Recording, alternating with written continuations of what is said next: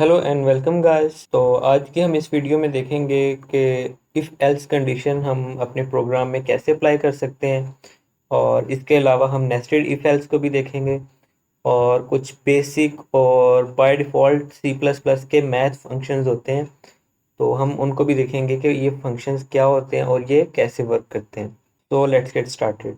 तो सबसे पहले हम एक सिंपल सा प्रोग्राम बनाएंगे जिसमें हम एक स्टूडेंट की डायरेक्टरी बनाएंगे।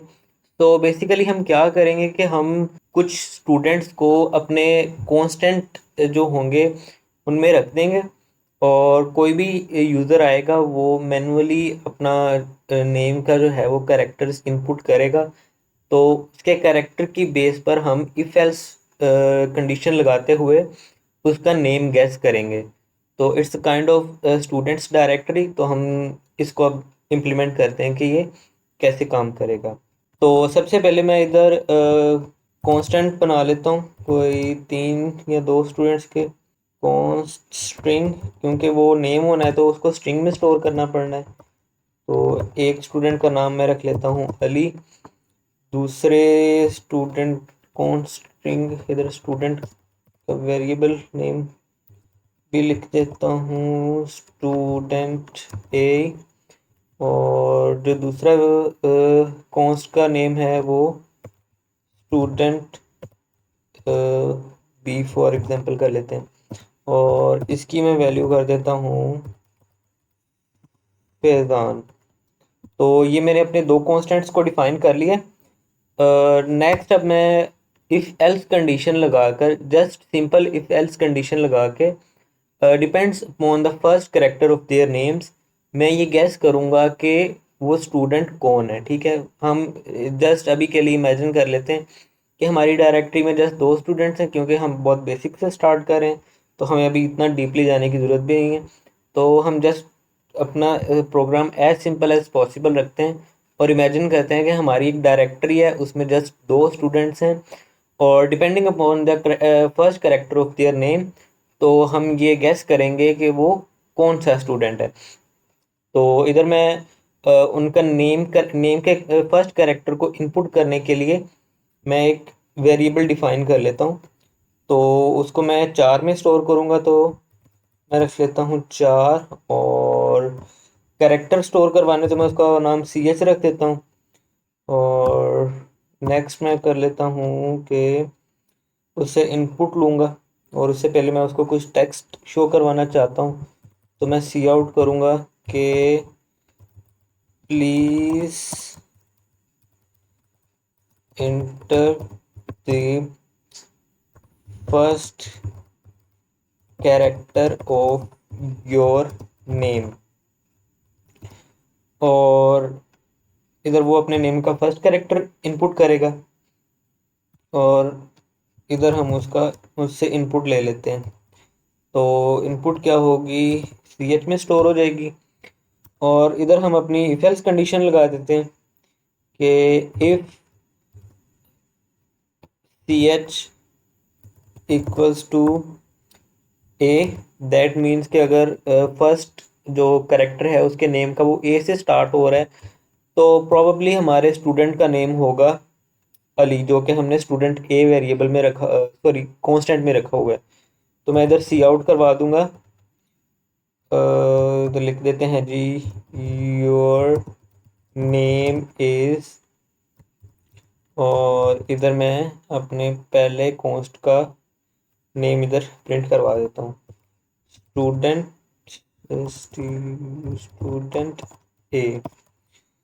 और अगर ये कंडीशन ट्रू नहीं होती तो मैं एक और कंडीशन लगा देता हूँ एल्स इफ करके, कि अगर हमारा जो कैरेक्टर उसने इंटर किया है वो एफ के इक्वल्स टू है, मतलब कि अगर उसके नेम का फर्स्ट कैरेक्टर एफ है, देन हमारे स्टूडेंट का नेम प्रोबेबली फैज़ान हो सकता है। तो वो कौन सा कॉन्स्ट है, तो वो स्टूडेंट बी वाले उस कॉन्स्ट में स्टोर है।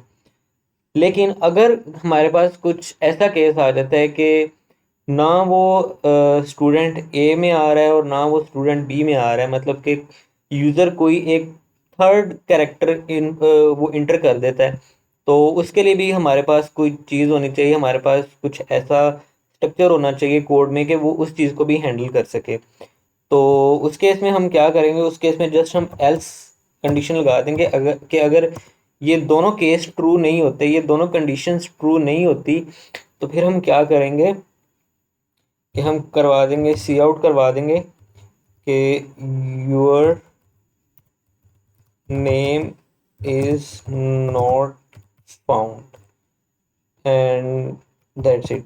एंड रिमेंबर कि आपने हर कंडीशन के ख़त्म होने पर आपने रिटर्न ज़रूर करना है कुछ। मतलब कि अगर आप उसमें रिटर्न नहीं करवाएंगे तो वो सारी की सारी चीज़ें जो हैं वो बार बार चलती रहेंगी।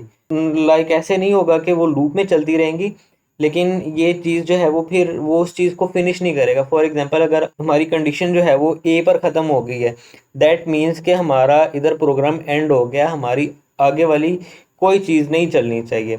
लेकिन अगर हम इधर कोई चीज़ रिटर्न नहीं करवाएंगे, फॉर एग्जांपल इधर मैं अगर रिटर्न ज़ीरो नहीं करता हूँ, दैट मीन्स कि वो इस पे चला जाएगा, या अगर हमारा कोई और भी प्रोग्राम है तो वो इसके नीचे वाली भी कोई लाइंस को वो रन करना शुरू कर देगा। तो इसलिए इस चीज़ को अवॉइड करने के लिए हमने अपनी हर कंडीशन के बाद ज़ीरो को रिटर्न करना। दैट मीन्स कि हम उसमें कुछ भी नहीं रिटर्न करें, लेकिन एक्चुअली मतलब कि एक वैल्यू है ज़ीरो, लेकिन इसके अलावा ये कुछ भी नहीं है। तो जस्ट हम एक प्रोग्राम को एंड करने के लिए ये चीज़ ऐड कर रहे हैं। तो मैं इधर लिख देता हूँ रिटर्न ज़ीरो, और इधर भी मैं लिख देता हूँ जी रिटर्न ज़ीरो। और मैं इसको अब सेव करता हूँ, इसको रन करके देखते हैं। तो ये हमारा प्रोग्राम रन हो गया। तो पहले मैं ये इनपुट करता हूँ, तो उसने कह दिया your name is Ali, that means के ये हमारा परफेक्ट काम कर रहा है। तो अब दोबारा मैं इसको रन करता हूँ और इस दफ़ा मैं एफ कैरेक्टर इनपुट करता हूँ, तो उसने कह दिया योर नेम इज़ फैज़ान। तो ये सेकंड कंडीशन भी हमारी ट्रू हो गई है। और फिर मैं इसको रन करता हूँ और इस बार मैं एक थर्ड कैरेक्टर इनपुट में देता हूँ। लाइक ना वो हमारे ए वाले कैरेक्टर में आ रहा है और ना एफ वाले में, दैट मीन्स कि वो हमारी डायरेक्टरी में नहीं है। तो ना ए वाली कंडीशन यानी कि इफ एल्स कंडीशन में जो ए वाली कंडीशन है, ना ए वाली हमारी जो है वो सही होगी और ना एफ वाली। तो दैट मीन्स कि वो हमारा जो आउटपुट होगी वो एल्स वाली शो होगी। तो मैं कोई भी इसके अलावा ए और एफ के कोई रैंडमली कैरेक्टर इनपुट कर देता हूँ। फॉर एग्जांपल है ओ, तो देखें वो उसने कह दी your name is not found, that means के हमारा सारा कोड परफेक्टली काम कर रहा है और इसमें कोई एरर नहीं है। लाइक कोई लॉजिकल एरर भी हमारे कोड में नहीं है। लॉजिकल एरर्स आपने पहले पढ़ा होगा कि वो एरर्स जो कि हमें हमारा कंपाइलर हमें नहीं शो करवाता, लेकिन वो हमारी डिजायर्ड आउटपुट नहीं दे रहा होता। तो ऐसी किस्म का जो एरर होता है हम उसको लॉजिकल एरर कहते हैं। तो ये हमारी सिंपल इफ एल्स कंडीशन थी, लेकिन हमने नेस्टेड इफ एल्स कंडीशन भी अपनी देखनी है कि वो हम उसको कैसे यूज कर सकते हैं। तो इसके लिए मैं एक ही फर्स्ट कैरेक्टर के दो नेम्स ले लेता हूँ। फॉर एग्जाम्पल अगर मेरा एक स्टूडेंट का नेम है अली और दूसरे का मैं ले लेता हूँ उसी फर्स्ट कैरेक्टर के साथ, उसको मैं स्टूडेंट सी में रख लेता हूँ और उसको मैं कह देता हूँ जी फॉर एग्जांपल अहमद। तो अब ये देखें इस वाले स्टूडेंट ए का और स्टूडेंट सी का जो फर्स्ट कैरेक्टर है वो सेम हो गया। दैट मीन्स के हमारा ये वाला जो कोड है ये रन होगा। लेकिन इसमें तो हमने जस्ट ये लिखा हुआ कि स्टूडेंट ए उसमें शो करवा दे, लेकिन अब इसमें दो ए वाले करेक्टर्स के नेम आ गए। तो इसके लिए हमें एल्स इफ मतलब एक नेस्टेड इफ एल्स जो है वो हमें लगाना पड़ेगा। इसके लिए हम क्या करेंगे कि अब फॉर एग्जांपल हमारा ए वाली कंडीशन ट्रू हो गई है। दैट मीन्स कि हमने इतना फिल्टर आउट कर लिया है कि उसका नेम स्टूडेंट का या अली है या अहमद है। तो फैजान उसका नेम नहीं है क्योंकि ए उसने इंटर कर दिया। तो अब हमने इसमें कंडीशन लगानी है कि इफ, इससे पहले मैं अपना जो कैरेक्टर है वो एक और उसका वेरिएबल डिफाइन कर लेता हूँ और इसको मैं ch2 के नाम से मैं इसको रख लेता हूँ। और इधर मैं कहता हूँ कि अगर ch फॉर एग्जांपल अगर हमारे हमारे पास उसने ए इनपुट हमारे पास ए आ गई है, तो इधर मैं उसको कह देता हूँ कि see out please enter the second character of your name. तो अगर वो ए वाला नेम में से कोई होगा स्टूडेंट, तो हम उसको ये वाली पहले लाइन शो करवाएंगे कि अपने नेम का सेकंड कैरेक्टर आप इनपुट करें, और इसके बाद हम उसको उससे इनपुट करवाएंगे जो सेकंड कैरेक्टर होगा, और सेकंड कैरेक्टर हम किसमें स्टोर करवाएंगे, CS2 वेरिएबल में। तो CS2 वेरिएबल में स्टोर करवाने के बाद हम इफ कंडीशन लगाएंगे और देखेंगे कि हमारा अगर CS2 वेरिएबल इक्वल्स टू है एल के, दैट मीन्स के ये अली होगा। तो अगर एल के इक्वल्स टू है तो हम उसको कह देंगे कि योर नेम इज, जो भी स्टूडेंट ए में उसका नेम है। और अगर हमारा स्टूडेंट का जो नेम है, यानी कि जो सेकंड करेक्टर है उसका, उसके नेम का, तो वो अगर होगा एच, दैट मीन्स कि वो ये वाला नेम होगा। तो हम उसमें उसको फिर बता देंगे कि आपका जो स्टूडेंट का नेम है वो है स्टूडेंट सी। तो स्टूडेंट सी में जो भी नेम होगा वो उधर शो हो जाएगा। और इन दोनों के बाद हमने रिटर्न 0 भी करना है, ताकि हमारा जो प्रोग्राम है वो इधर ही फिनिश हो जाए।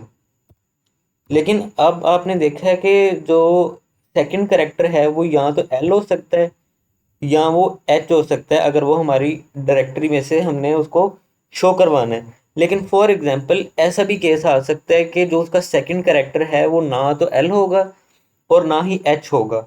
तो इस केस में भी हमने अपने यूज़र को कुछ ना कुछ आउटपुट शो करवानी है, ना कि हमारा कोड क्रैश होना चाहिए या कुछ इस तरह का लॉजिकल कोई एरर आना चाहिए। तो उसके लिए इधर हम सिंपल एल्स कंडीशन लगा देते हैं कि अगर ये दोनों कंडीशन, ये नेस्टेड कंडीशन जो है वो ट्रू नहीं हो रही, तो हम इसमें एल्स लगा देते हैं। और एल्स में हम क्या करवाएंगे, सी आउट करवा देते हैं कि your name is not found, that's it. और साथ में हम इसको रिटर्न 0 कर देते हैं।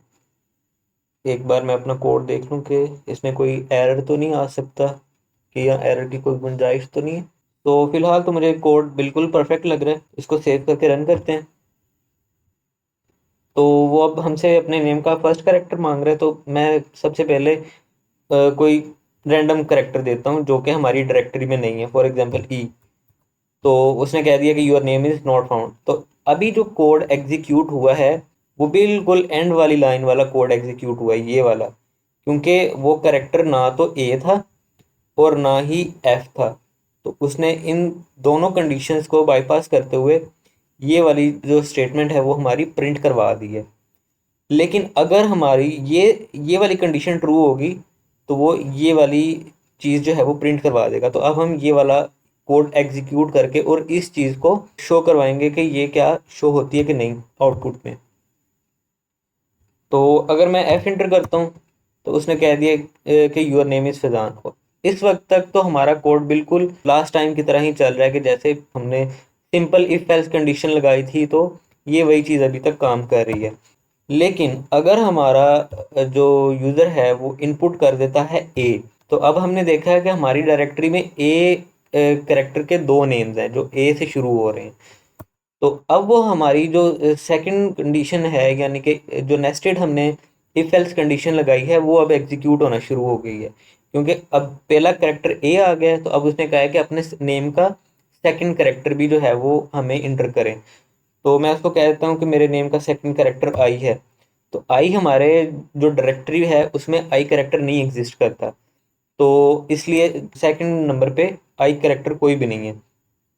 तो अब वो हमें शो करवा देगा कि नेम नॉट फाउंड। तो ये देखें उसने कह दिया कि your name is not found. That means कि अब कौन सा कोड एग्जीक्यूट हुआ है, अब ये वाला कोड एग्जीक्यूट हुआ है। तो इसी तरह ये सारा कोड एग्जीक्यूट होगा, डिपेंड्स अपॉन हमारी कंडीशन क्या है। तो एक बार ये नेस्टेड कोड जो है उसको हम एग्जीक्यूट करवा लेते हैं। ए है और दूसरा एच में एंटर कर देता हूँ। तो वो उसने देखें कह दिया कि your name is Ahmad. That means कि ये हमारा कोड बिल्कुल सही काम कर रहा है। और आज हमने देखा है कि हम नेस्टेड इफ एल्स कंडीशन के ज़रिए हम कैसे एक छोटा सा प्रोग्राम बना सकते हैं और इसमें हम अपनी मर्ज़ी की आउटपुट शो करवा सकते हैं, जो भी हमारी डिज़ायर्ड आउटपुट है, और हम कैसे अपने वेरिएबल्स को यूज़ कर सकते हैं अपने पर्पसेस के लिए। लाइक हमने पिछली दफ़ा देखा था, हमने 4 वाला जो वेरिएबल था वो पढ़ा था। तो 4 वाले वेरिएबल में मोस्टली स्टूडेंट्स का क्वेश्चन होगा कि हम ऐसी कौन सी सिचुएशन आती है कि जिसमें हमें जस्ट एक ही कैरेक्टर हमें स्टोर करवाना पड़ता है। तो इस तरह की बहुत सारी कंडीशंस या सिचुएशंस आती हैं जहाँ पर हमें सिर्फ वेरिएबल में एक कैरेक्टर स्टोर करवाना पड़ता है। तो उस कंडीशन में फिर हम ये 4 वाला अपना वेरिएबल यूज़ करते हैं। तो अब हम देखते हैं कि मैथ फंक्शंस कौन से होते हैं।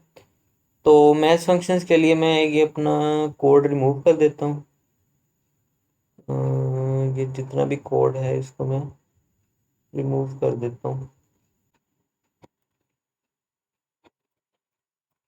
तो सबसे पहले हम देखते हैं कि कौन कौन से हमारे बेसिक मैथ फंक्शंस हैं। तो सबसे पहले मिनिमम और मैक्सिमम है। फॉर एग्जांपल मैं अपना एक फंक्शन बनाता हूँ जिसमें मैं दो नंबर्स को इनपुट ले रहा हूँ, दो नंबर्स की इनपुट ले रहा हूँ। तो अब उसमें क्या होगा कि मैंने देखना है कि अब इन दोनों नंबर्स में से कौन सा नंबर बड़ा है या कौन सा नंबर छोटा है।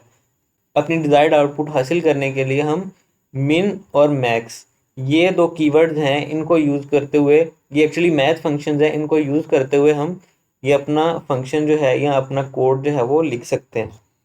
तो सबसे पहले हम बना लेते हैं जी अपना फंक्शन। हम अपना कोड लिखते हैं कि वेरिएबल पहले बनाते हैं, और मैं लिख लेता हूँ इंट ए और बी।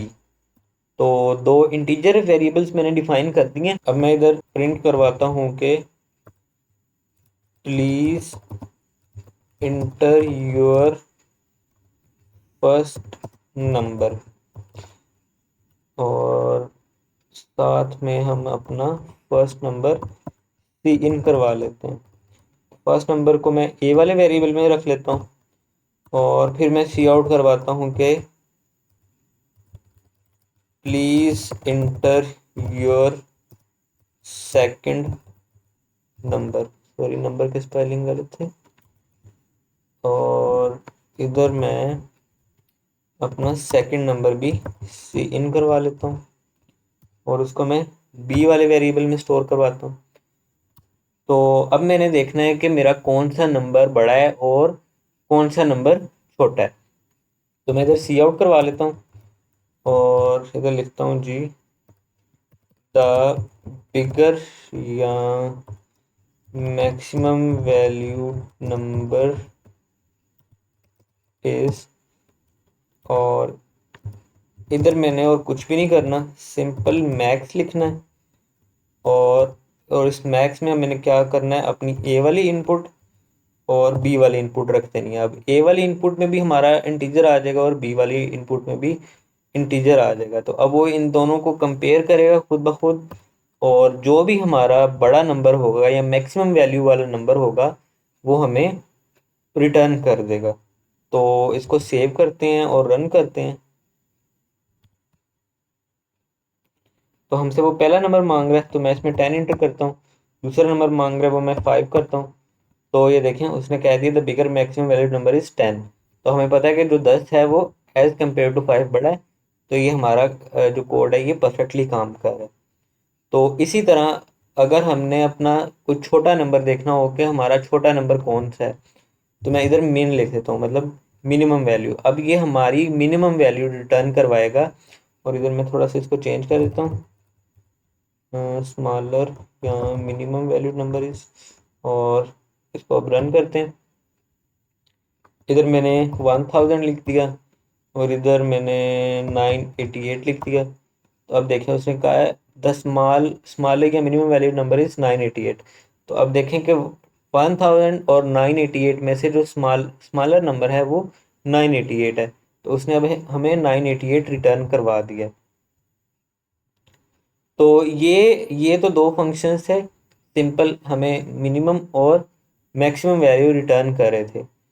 इसके अलावा कुछ और भी बेसिक मैथ फंक्शंस हैं, लेकिन उन फंक्शंस को रन करने के लिए आपको ये वाली हेडर फाइल इंक्लूड करनी पड़नी है, यानी कि सी मैथ।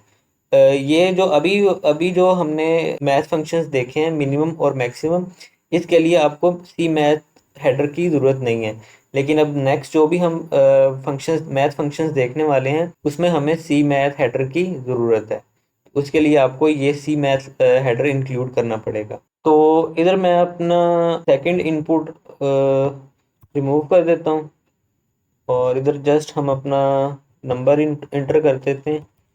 और अब हमारा जो फंक्शन है, जो मैथ फंक्शन है, वो है square root.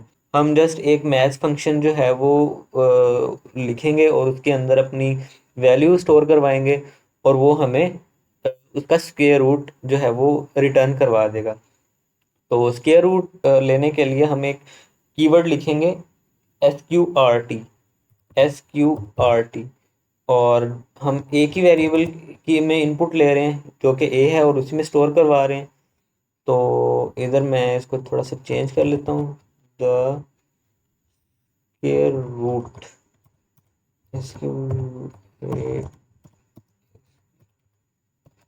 Square root of number is. तो अब इसको रन करते हैं।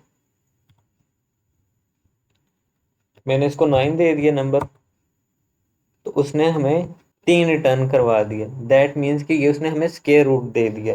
इसी तरह एक और फंक्शन भी है जो कि है राउंड।